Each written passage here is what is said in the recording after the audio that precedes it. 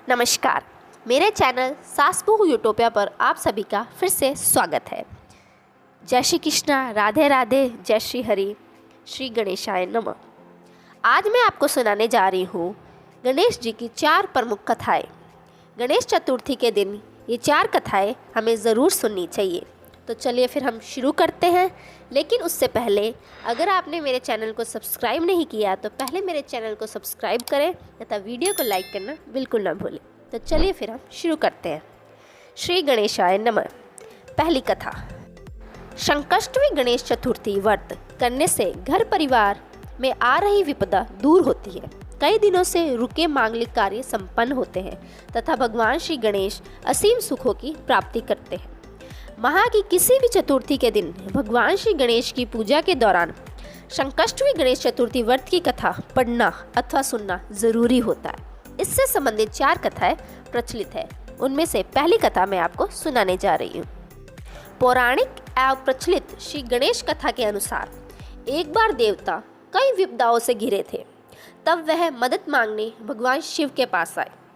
उस समय शिव के साथ कार्तिकेय तथा गणेश जी भी बैठे थे। देवताओं की बात सुनकर शिव जी ने कार्तिकेय व गणेश जी से पूछा कि तुम में से कौन देवताओं के कष्टों का निवारण कर सकता है।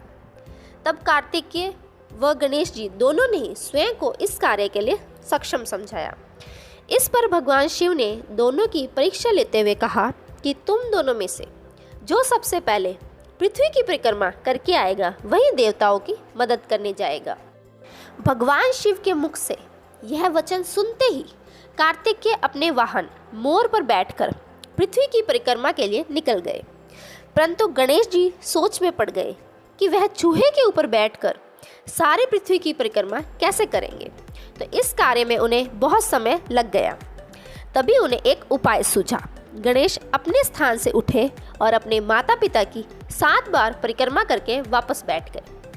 परिक्रमा करके लौटने पर कार्तिकेय स्वयं को विजेता बताने लगे। तब शिवजी ने श्री गणेश से पृथ्वी की परिक्रमा ना करने का कारण पूछा। तब गणेश ने कहा, माता पिता के चरणों में ही स्वस्थ लोक है। यह सुनकर भगवान शिव ने गणेश जी को देवताओं के संकट दूर करने की आज्ञा दे दी। इस प्रकार भगवान शिव ने गणेश जी को आशीर्वाद दिया कि चतुर्थी के दिन जो तुम्हारा पूजन करेगा और रात्रि में चंद्रमा को अर्घ देगा उसके तीनों ताप यानी दैहिक ताप, देविक ताप तथा भौतिक ताप दूर होंगे।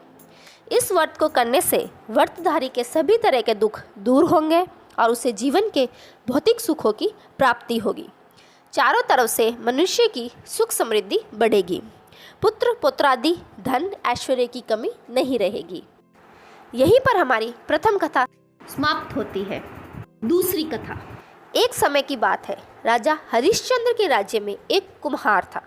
वह मिट्टी के बर्तन बनाता, लेकिन वे कच्चे रह जाते थे। एक पुजारी की सलाह पर उसने इस समस्या को दूर करने के लिए एक छोटे बालक को मिट्टी के बर्तनों के साथ आवा में डाल दिया। उस दिन संकष्टमी चतुर्थी का दिन था। उस बच्चे की माँ अपने बेटे के लिए परेशान थी। उसने गणेश जी से बेटे की कुशलता की प्रार्थना की। दूसरे दिन जब कुम्हार ने सुबह उठकर देखा तो आवा में उसके बर्तन तो पक गए थे, लेकिन बच्चे का बाल तक बाका नहीं हुआ था। वह डर गया और राजा के दरबार में जाकर सारी घटना बताई। इसके बाद राजा ने उस बच्चे और उसकी माँ को बुलवाया तो माँ ने सभी तरह के विघ्न को दूर करने वाले संकष्टमी चतुर्थी का वर्णन किया। इस घटना के बाद से महिलाएं संतान और परिवार के सौभाग्य के लिए संकट चौथ का व्रत करने लगी। तीसरी कथा। एक समय की बात है कि विष्णु भगवान का विवाह लक्ष्मी जी के साथ निश्चित हो गया। विवाह की तैयारी होने लगी। सभी देवताओं को निमंत्रण भेजे गए, परंतु गणेश जी को निमंत्रण नहीं दिया गया। कारण जो भी रहा हो, अब भगवान विष्णु की बारात जाने का समय आ गया। सभी देवता अपनी पत्नियों के साथ विवाह समारोह में आए। उन सब ने देखा कि गणेश जी कहीं दिखाई नहीं दे रहे। तब वे आपस में चर्चा करने लगे कि क्या गणेश जी को निमंत्रण नहीं भेजा गया या स्वयं गणेश जी ही नहीं आए हैं। सभी को इस बात पर आश्चर्य होने लगा। तभी सबने विचार किया कि विष्णु भगवान से ही इसका कारण पूछा जाए। विष्णु भगवान से पूछने पर उन्होंने कहा कि हमने गणेश जी के पिता भोलेनाथ महादेव को निमंत्रण भेजा है। यदि गणेश जी अपने पिता के साथ आना चाहते तो आ जाते, अलग से निमंत्रण देने की कोई आवश्यकता नहीं थी। दूसरी बात यह है कि उनको 1.25 मन मूंग, 1.25 मन चावल, 1.25 मन घी और 1.25 मन लड्डू का भोजन दिन भर में चाहिए। यदि गणेश जी नहीं आएंगे तो कोई बात नहीं, दूसरे के घर जाकर इतना सारा खाना पीना अच्छा नहीं लगता। इतनी वार्ता कर ही रहे थे कि किसी एक ने सुझाव दिया, यदि गणेश जी आ भी जाए तो उनको द्वारपाल बनाकर बैठा देंगे कि आप घर का ध्यान रखना। आप तो चूहे पर बैठकर धीरे धीरे चलोगे तो बारात से बहुत पीछे रह जाओगे। यह सुझाव भी सबको पसंद आ गया तो विष्णु भगवान ने भी अपनी सहमति दे दी। होना क्या था, इतने में गणेश जी वहाँ आ पहुँचे और उन्हें समझा बुझाकर घर की रखवाली करने के लिए बिठा दिया। बारात चल दी। तब नारद जी ने देखा कि गणेश जी तो दरवाजे पर ही बैठ गए हैं, तो वे गणेश जी के पास गए और रुकने का कारण पूछा। गणेश जी कहने लगे कि विष्णु भगवान ने मेरा बहुत अपमान किया है।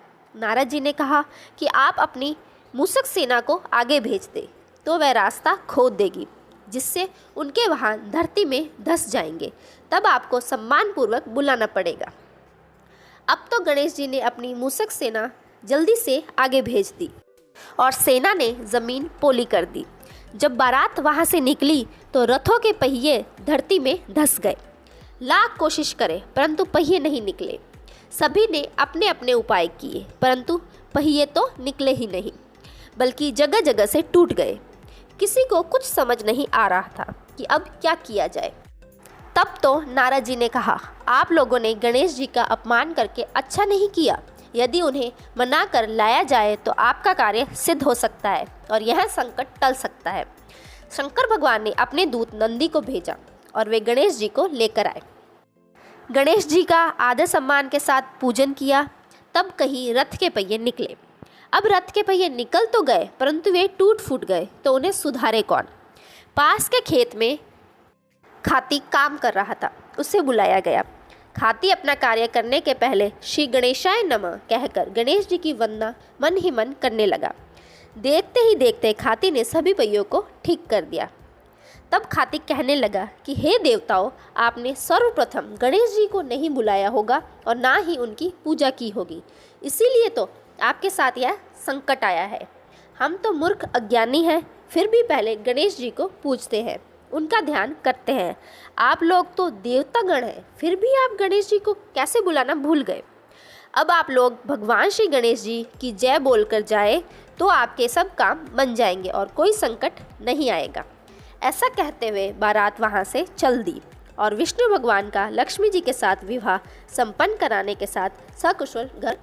हे गणेश जी महाराज, आपने विष्णु भगवान रो जैसो कार्य सारियो, ऐसो कार्य सबरो सिद्ध कर जो। बोलो गजानन भगवान की जय।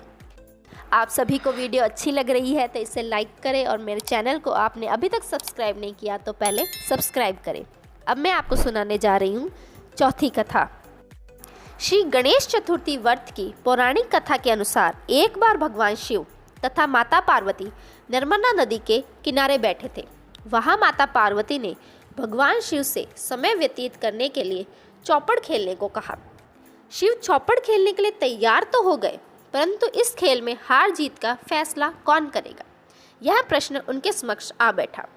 तो भगवान शिव ने कुछ दिन के एकत्रित कर उसका एक पुतला बनाकर उसकी प्राण प्रतिष्ठा कर दी और पुतले से कहा, बेटा हम चौपड़ खेलना चाहते हैं, परंतु हमारी हार जीत का फैसला करने वाला कोई नहीं है, इसलिए तुम बताना कि हम दोनों में से कौन हारा और कौन जीता।